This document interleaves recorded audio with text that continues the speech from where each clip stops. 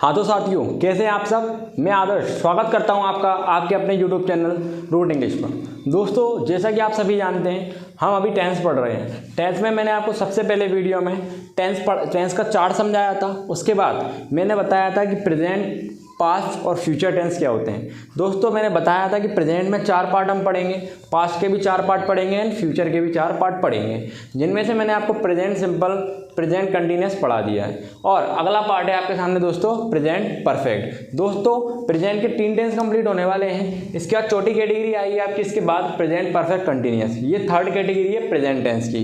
दोस्तों, मैं पहले आपको पूरा प्रेजेंट टेंस कंप्लीट कराऊंगा, उसके बाद मैं आपको पास्ट टेंस कराऊंगा एंड देन फ्यूचर टेंस कराऊंगा। अभी एक सीरीज में मैं आपको प्रेजेंट के चारों टाइप करवा रहा हूँ। मैंने प्रेजेंट सिंपल करा दिया है, प्रेजेंट कंटिन्यूअस करा दिया है, नाउ प्रेजेंट परफेक्ट की बारी है। ठीक है दोस्तों, तो हम एक एक करके प्रेजेंट परफेक्ट को समझेंगे।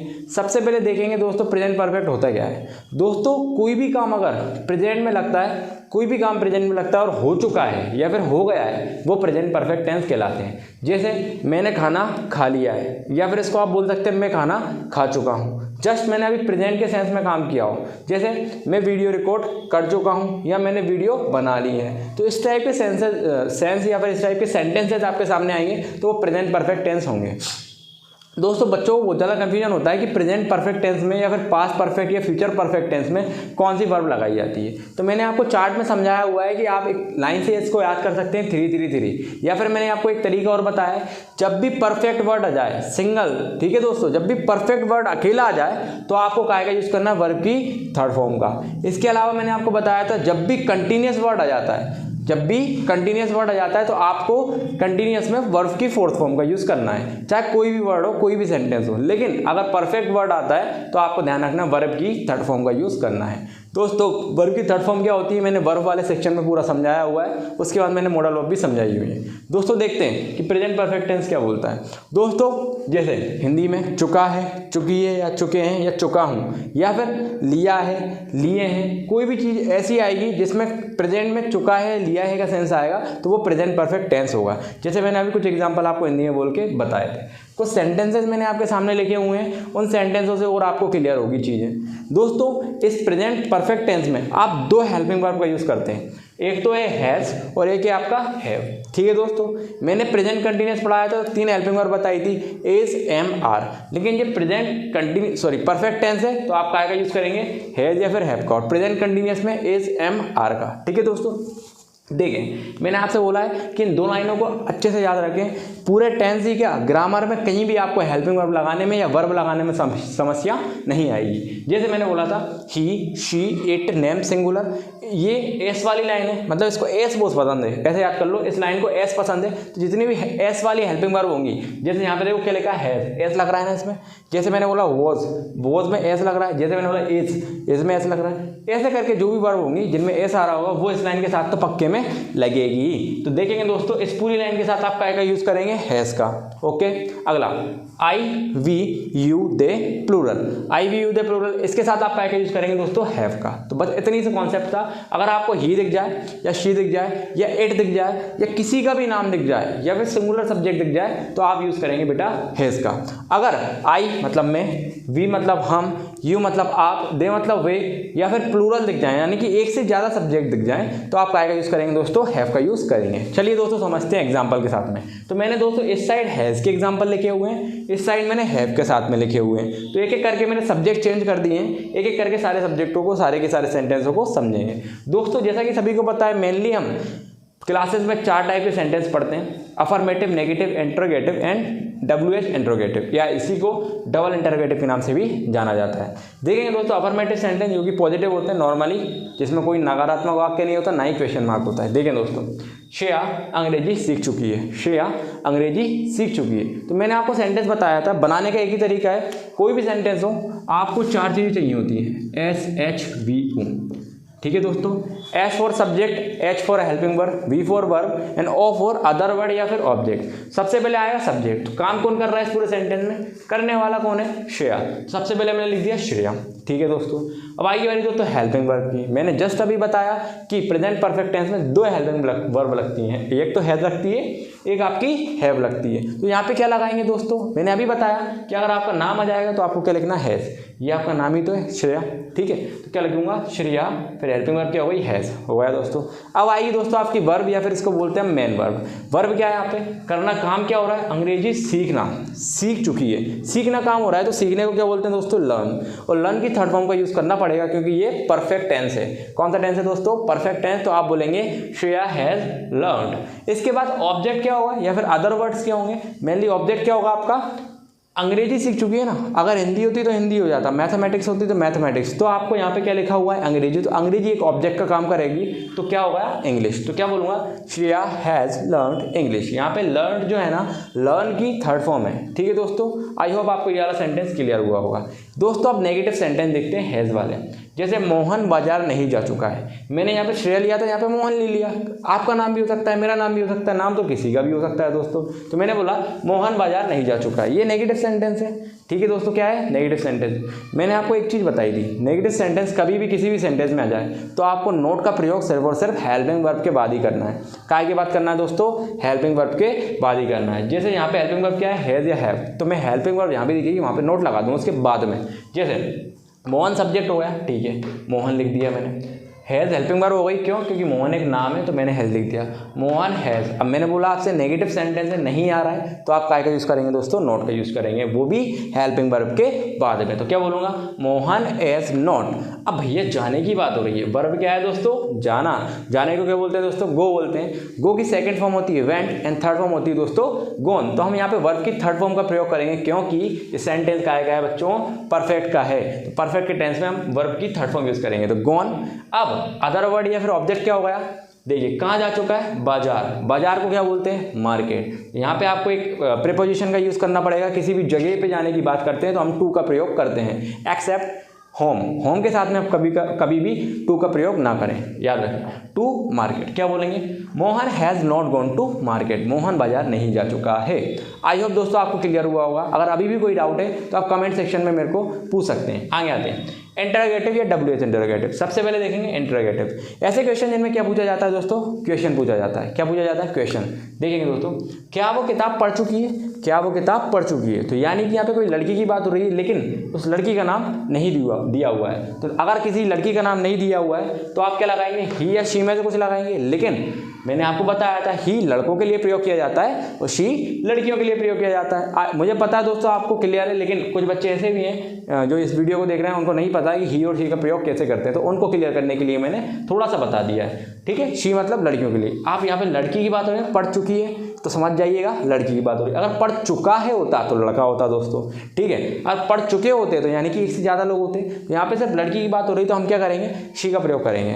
दोस्तों मैंने आपको बताया था जब भी इंटरोगेटिव सेंटेंस आए हैं तो आपको क्या करना होता है, सिर्फ हेल्पिंग वर्ब को आगे ले आना होता है। किसको, हेल्पिंग वर्ब को आगे ले आना होता है। यहाँ भी हम यही करेंगे। आप बताओ ही शी इट नेम सिंगुलर में हेल्पिंग वर्ब कौन सी होगी, हैज़। तो मैंने वही तो किया, हैज़, फिर लगा दिया सब्जेक्ट, यानी कि हेल्पिंग वर्ब को मैं आगे ले आया, फिर सब्जेक्ट उसी की एवरेन दिया, उससे कोई छिड़कानी नहीं करी, तो हैज़ शी। अब रीड, पढ़ने को क्या बोलते हैं दोस्तों, रीड बोलते हैं। अब रीड की थर्ड फॉर्म क्या होती है, रीड ही होती है, लेकिन उसको बोला जाता है रेड। एक्चुअल में स्पेलिंग वही होती है, तो स्पेलिंग वही रहती है, लेकिन उसको बोलने का तरीका होता है रेड। रीड, रेड, रेड और रीडिंग, यानी कि सेकंड फॉर्म और थर्ड फॉर्म रेड बोला जाता है, बाकी की सारी वही रहती है, स्पेलिंग वही रहती है। तो has she read the book, क्या वो किताब पढ़ चुकी है, क्योंकि यहाँ पे आप देखिए दोस्तों, यहाँ पे सब्जेक्ट या ऑब्जेक्ट क्या होगा आपका, बुक होगा। तो थोड़ा सा मैं लिख देता हूँ आपके लिए। अगर आपको इस टाइप का सेंटेंस मिले अफर्मेटिव, तो SHVO बनेगा sentence, subject, helping verb, verb और ऑब्जेक्ट। अगर आपको नेगेटिव मिल जाए तो आपको कुछ नहीं करना, SH प्लस नॉट और फिर V और O, ठीक है दोस्तों। हेल्पिंग वर्ब के बाद क्या लगा देंगे, नोट लगा देंगे। अगर आपको इंटरोगेटिव सेंटेंस मिल जाता है, क्या मिल जाता है, इंटरोगेटिव, तो आप क्या करेंगे, हेल्पिंग वर्ब को आगे लाएंगे, बाकी ऐसी जैसी चीज़ों को छोड़ देंगे, ठीक है दोस्तों। अब आती है WH इंटरोगेटिव की बारी। WH इंटरोगेटिव में कुछ नहीं होता, सेंटेंस वही रहता है इंटरोगेटिव, बस आगे WH वर्ड ऐड कर देना होता है। कौन सा वर्ड, WH वर्ड आपको ऐड कर देना होता है। जैसे सीमा क्या कर चुकी है, यहाँ पे देखो सीमा क्या कर चुकी है, इसमें पूछा जा रहा है सीमा क्या कर चुकी है, क्या काम कर रहा है उसने, क्या किया हमें बता तो दो, उस टाइप का सेंस निकल रहा है, तो आपको लगाना पड़ेगा WH इंटरोगेटिव। अब यहाँ पे सबसे पहले आपको WH वर्ड ढूंढना पड़ेगा, क्यों, क्योंकि सबसे पहले सेंटेंस के आगे आपको WH वर्ड ऐड करना होता है। देखें दोस्तों, आगे क्या लगाएंगे आप, WH word plus WH word के बाद क्या लगाएंगे, हेल्पिंग वर्ब, फिर लगाएंगे हम सब्जेक्ट, फिर वर्ब, फिर ऑब्जेक्ट। ठीक है दोस्तों, आगे आते हैं, देखेंगे दोस्तों। जैसे यहाँ पे काम सीमा कर रही थी ना, सबसे पहले क्या लगाना पड़ेगा, WH वर्ड, क्योंकि मैंने WH इंटरोगेटिव बनाना है। तो मैंने देखेंगे कि भाई क्या सेंस आ रहा है यहाँ पे। क्या मतलब होता है, व्हाट। अगर क्यों होता है तो वाई लग जाता है, कब होता है तो व्हेन हो जाता है, कैसे होता है तो हाउ लग जाता है। लेकिन यहाँ पे आपको पढ़ना पड़ेगा क्या पूछा गया आपसे, क्या पूछा गया। ठीक है, तो व्हाट सबसे पहले क्या लगाऊंगा, WH वर्ड व्हाट। अब आएगी हेल्पिंग वर्ब। सॉरी दोस्तों, मैंने गड़बड़ कर दी है, यहाँ पे हेड लिख दिया, यहाँ पे हेड नहीं आया। क्यों, क्योंकि हम प्रेजेंट का परफेक्ट टेंस पढ़ रहे हैं, और प्रेजेंट के परफेक्ट टेंस में या तो हेड आएगा या फिर हैव आएगा। अगर हेड दिखता है तो ये आपका पास्ट का परफेक्ट टेंस होगा, जो कि अभी हम नहीं पढ़ रहे हैं, तो इसको आप क्या कर लें, हैज कर लें। क्या बनेगा दोस्तों, sentence what has Seema done. क्यों, क्योंकि सबसे पहले मैंने व्हाट WH वर्ड ले लिया, फिर मैंने हेल्पिंग वर्ब हैज ले ली, सब्जेक्ट कौन हो गई आपकी काम करने वाली सीमा, फिर वर्ब क्या हो गई आपकी डन। और यहाँ पे ऑब्जेक्ट को देख रहा है क्या, ऑब्जेक्ट नहीं है, यहाँ पे कोई काम ही नहीं बताया गया कि कौन सा काम कर चुकी है, तो इसलिए मैं ऑब्जेक्ट को नहीं लिखूंगा। अगर ऑब्जेक्ट सेंटेंस में नहीं है तो we don't need to write. ठीक है, अगर नहीं है तो आपको लिखने की जरूरत बिल्कुल भी नहीं है। ठीक है दोस्तों, यहाँ पे डन क्यों लेगा दोस्तों, काम करने को बोलते हैं डू की फर्स्ट फॉर्म तो डू हो गई, सेकंड फॉर्म होगी आपकी डिड, एंड थर्ड फॉर्म होगी दोस्तों डन, और फोर्थ फॉर्म तो सबको पता है डूइंग, ING लग जाता है। तो आपको तो थर्ड फॉर्म का यूज़ करना है दोस्तों। कौन सी फॉर्म का यूज़ करना है, वर्ब की थर्ड फॉर्म का यूज़ करना है पूरे के पूरे प्रेजेंट परफेक्ट टेंस में, या फिर कोई भी परफेक्ट टेंस आ जाए आपको थर्ड फॉर्म का यूज़ करना है। ठीक है दोस्तों, व्हाट हैज़ सीमा डन। ठीक है दोस्तों, आई होप आपको ये वाली चीज़ क्लियर हुई होगी। दोस्तों ये तो रहा हैज़ वाला कॉन्सेप्ट। अब समझते हैं हैव वाला कॉन्सेप्ट, कि हैव कैसे यूज़ किया जाता है। कोई भी सब्जेक्ट, चाहे वो आई हो, वी हो, यू हो, दे हो, या फिर प्लूरल सब्जेक्ट्स हो, तो आपको उसके साथ में बिना किसी दिक्कत के हैव का यूज़ कर लेना है जब भी प्रेजेंट परफेक्ट टेंस की बात हो। पहला सेंटेंस देखेंगे, अफर्मेटिव। मैं ये सवाल कर चुका हूँ ना, तो मैं यानी कि आई जब भी दिख जाएगा परफेक्ट टेंस में आपको क्या का यूज़ कर लेना है, हैव का यूज़ कर लेना है। सबसे पहले सब्जेक्ट, सेम टू सेम यही प्रोसेस होगा। सब्जेक्ट कौन है, आई, तो मैंने लिख दिया दोस्तों आई।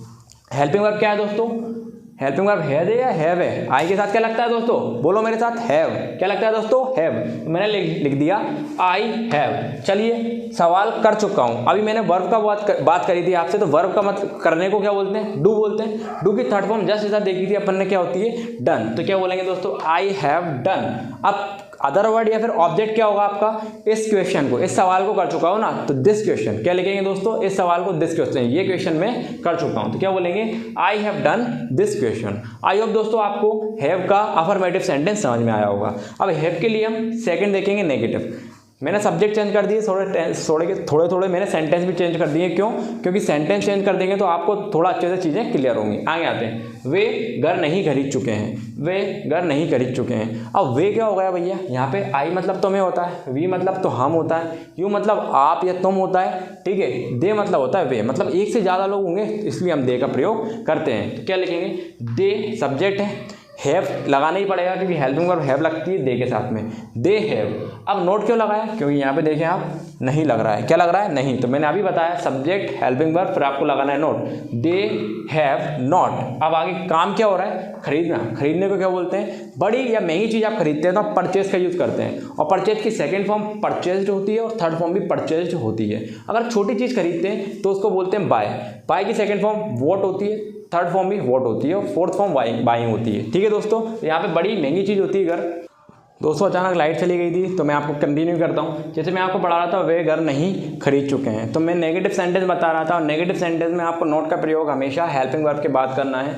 जैसे मैंने बताया, यहाँ पे हेल्पिंग वर्ब आपको हैव का प्रयोग करना है। क्यों, क्योंकि वे एक दे सब्जेक्ट है, दे के साथ में हमेशा हैव का प्रयोग करते हैं। मैंने आपको बता दिया है वीडियो की स्टार्टिंग में ही। देखेंगे दोस्तों, वे घर नहीं खरीद चुके हैं, तो सब्जेक्ट हो गया दे, हेल्पिंग वर्ब होगी आपकी हैव। नोट आपको लगाना पड़ेगा, क्योंकि मैंने अभी जस्ट बताया, यहाँ भी नोट लगाना है, सिर्फ और सिर्फ हेल्पिंग वर्ब के पीछे लगाना है आपको।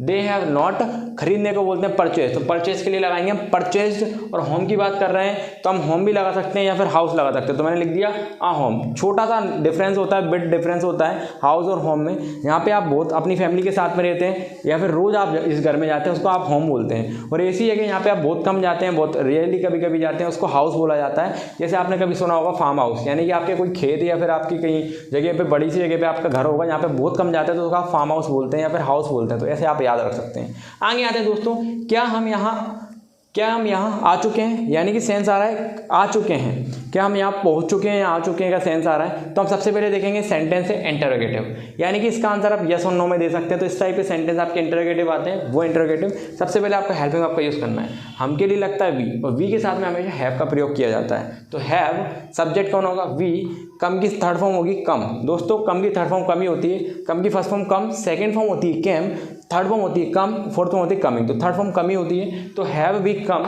हेयर, हेयर का मतलब होता है यहाँ, क्या हम यहाँ आ चुके हैं, तो हम सेंटेंस बनाएंगे have we come here. Next is Amit और सुमित कहाँ जा चुके हैं। दोस्तों यहाँ पे हेयर लगाएंगे हैव लगाएंगे, बच्चों को बहुत ज़्यादा कन्फ्यूजन होता है। दोस्तों जस्ट मैंने अभी आपको बताया कि कभी भी कोई नाम आ जाए तो आपको क्या लगाना है, हैज लगाना है। लेकिन अगर प्लूरल हो जाए, नाम में ही प्लूरल बन जाए, यानी कि अमित और सुमित, ये एक से ज़्यादा लोग हुए यानी कि प्लूरल बन गया, तब आप हैज का यूज़ ना करते हुए हैव का प्रयोग करेंगे। देखिए दोस्तों अमित और सुमित कहाँ जा चुके हैं, तो अमित एंड सुमित सब्जेक्ट है, ठीक है। आपको ध्यान रखना है ये इंटरोगेटिव का WH वाला वर्ड है, सेंटेंस है सॉरी, तो WH वर्ड पहले लगेंगे।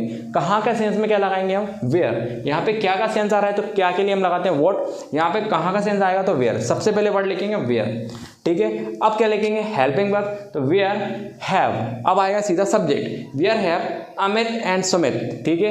Where have Amit and Sumit, जाने को क्या बोलते हैं गो, गो की सेकंड होती है वेम, वेंट, और थर्ड होती है आपकी गॉन। तो क्या बोलेंगे where have Amit and Sumit gone. पीछे लगाएंगे हम क्वेश्चन मार्क। आप बिल्कुल ध्यान रखिएगा, चाहे इंटरोगेटिव सेंटेंस हो चाहे WH इंटरोगेटिव सेंटेंस हो, दोनों में आपको आखिर में इंटरोगेटिव मार्क जरूर लगाना है, अदरवाइज आपके नंबर कट जाएंगे, ठीक है दोस्तों। Where have Amit and Sumit gone. एक और चीज देखेंगे दोस्तों, ये अमित और ये सुमित, इन दोनों का मैंने पहला लेटर क्या बनाया है, कैपिटल बनाया है। क्यों, क्योंकि ये एक प्रॉपर नाउन है। ध्यान रखिएगा दोस्तों, प्रॉपर नाउन में किसी पर्सन या प्लेस का नाम आपको दिख जाए तो आप पहला लेटर हमेशा कैपिटल बनाएंगे। ये धीरे धीरे करके हम सीखेंगे, और जब मैंने आपको नाउन टॉपिक पढ़ाया तो उसमें भी मैंने ये सारी चीजें आपको बताई थी। दोस्तों आई होप आपको इस वीडियो में प्रेजेंट परफेक्ट टेंस बिल्कुल क्लियर हुआ होगा।